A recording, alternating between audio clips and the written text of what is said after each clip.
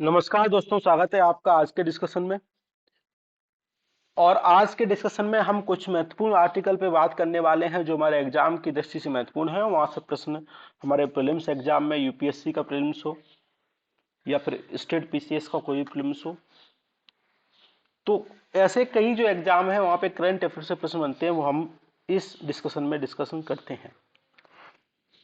Start करते हैं आज के डिस्कशन में। महत्वपूर्ण पौधा है, प्लांट है। इसको आप कहीं रोडों के किनारे देखते हैं, गांव में कॉमनली रूप से आप देखते हैं इस प्लांट को।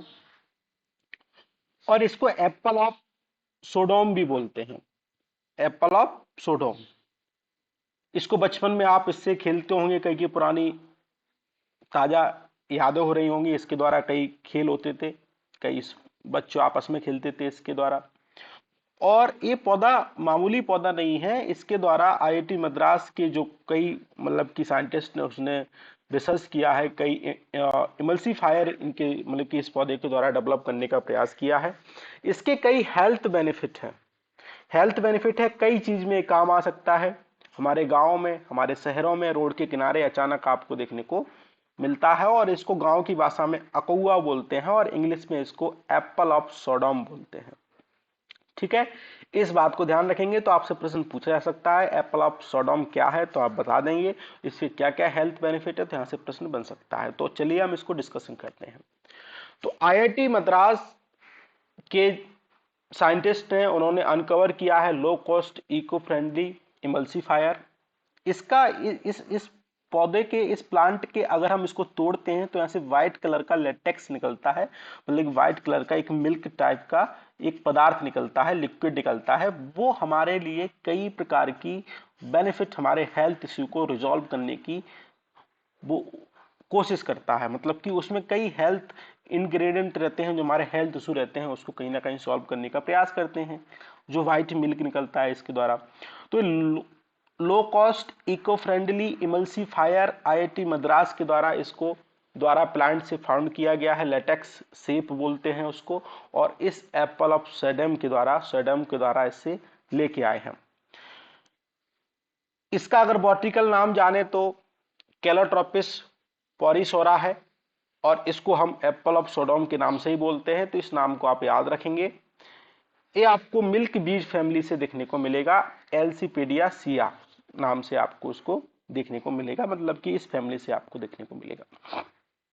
सबसे महत्वपूर्ण बात है कि आपको एक native to West Africa, has of Angola जो कि साउथ मतलब कि अफ्रीका के साउथ में देखने को मिलेगा, North East Africa, Madagascar, Arabian Peninsula, southern Asia, Indochina region और मलेशिया रीजन में आपको ये नेटिव रूप से देखने को मिलता है। ठीक है, तो इस बात को ध्यान रखेंगे।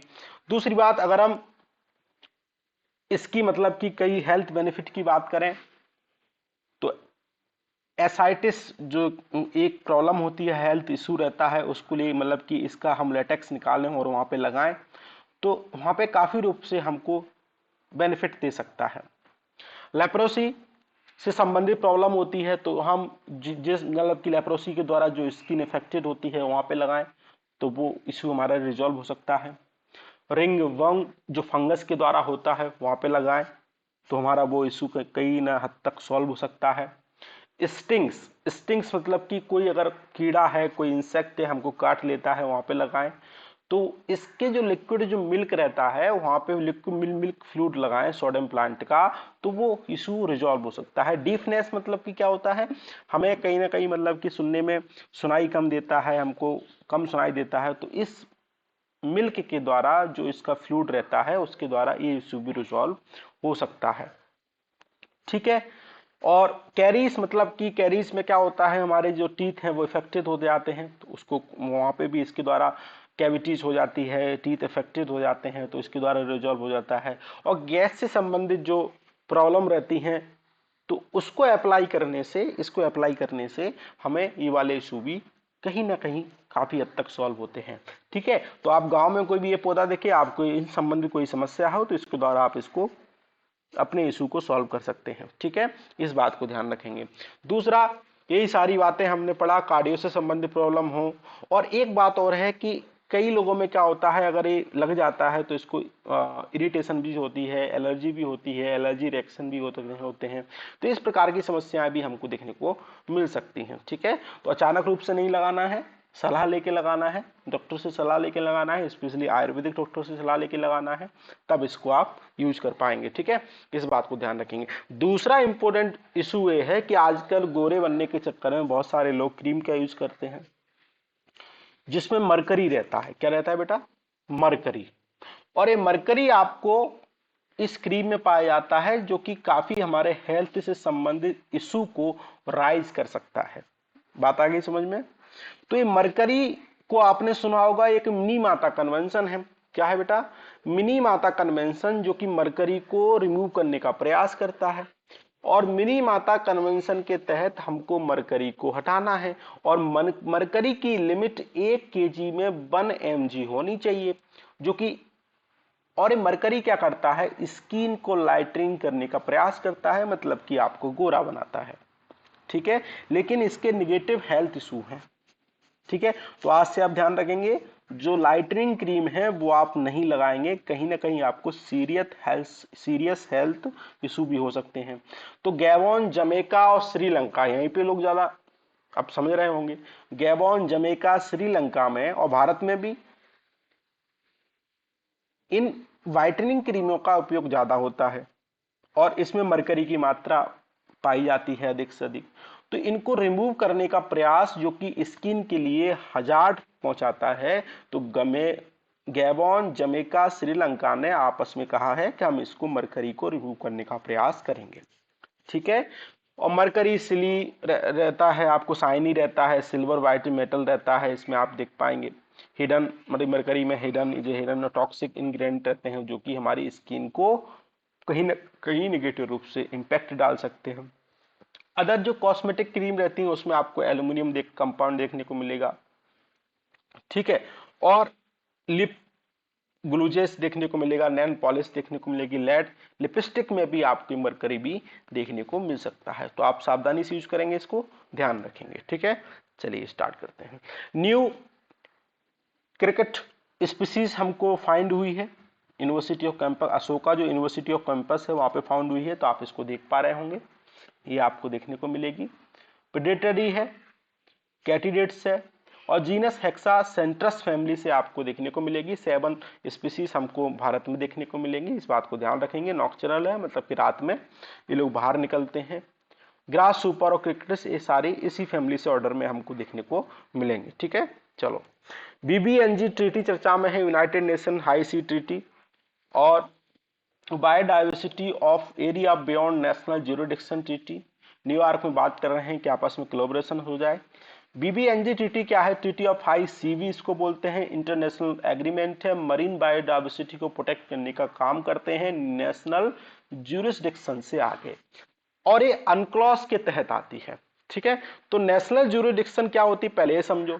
जैसे ये हमारा भारत है, यहाँ की बाउंड्री है, तो जो ये वाला जो रीजन हमको देखने को मिलेगा 1 से 12 नॉटिकल माइल तक, तो इसको बोलेंगे सॉवरन ट्रीटी। यहाँ पे भारत कुछ भी कर सकता है, air space, water column, seabed, soil, allowing for right, ठीक है, इनोसेंट पासेस, तो ये सारी चीजें यहाँ पे हो सकती हैं।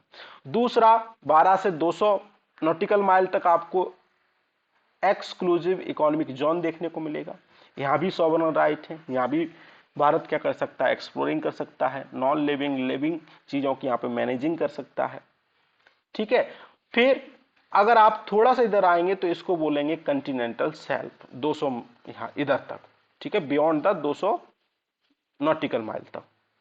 ठीक है, तो यहाँ पे कमीशन लिमिट कंटिनेंटल शेल्फ तो कंफर्म राइट रहते हैं, यहाँ पे भी सॉवरन राइट रहते हैं, तो द कंटिनेंटल शेल्फ में। लेकिन अगर आप इसके ऊपर जाएंगे तो इसको बोलेंगे हाई सीज, मतलब कि यहाँ पे कोई नेशनल राइट नहीं रहेंगे। तो इस एरिया में क्या करेगा? बीबीएनजी जो ट्रीटी है वो क्या कर रहे हैं? मरीन जो बायोडाइवर्सिटी है उसको सॉल्व करने का प्रयास कर रहे हैं। ठीक है, इस बात को ध्यान रखेंगे। तो जो अनक्लॉज ट्रीटी है इसको United Nation Convention of for the law of the sea treaty बोलते हैं। मरीन एंड मैरीटाइम एक्टिविटी को रेगुलेट करने का प्रयास करती हैं। कंक्लूड 1982 में हुई, और क्वाड टीटी 1958 में आई, इसको रिप्लेस किया गया था और इफेक्ट 1994 में इसको इफेक्ट में मतलब कि इनफोर्स में आई। 5 जोन पे काम करते हैं, इंटरनल वाटर, टेरिटोरियल सी, contiguous zone, exclusive economic zone, continental shelf और हाई सी के आधार पर काम करते हैं। और भारत इसका 1995 से ही क्या है, इसका मेंबर है, तो इस बात को ध्यान रखेंगे। ठीक है, दूसरा न्यू स्टार्ट टीटी चर्चा में है। रसिया ने इसकी जो मीटिंग होनी थी तो इसमें पार्टिसिपेट करने से मना कर दिया है, तो मीटिंग क्या हो गई, सस्पेंड हो गई है। ठीक है, तो इस बात को ध्यान रखेंगे। न्यू स्टार्ट टीटी क्या है, यूएस और रसिया के पास क्या है, बहुत सारे क्या है, स्ट्रेटेजिक ऑफेंसिव आर्म्स मतलब कि हथियार हैं, आर्म्स हैं, तो इनका रिडक्शन लिमिटेशन करने की बात करते हैं।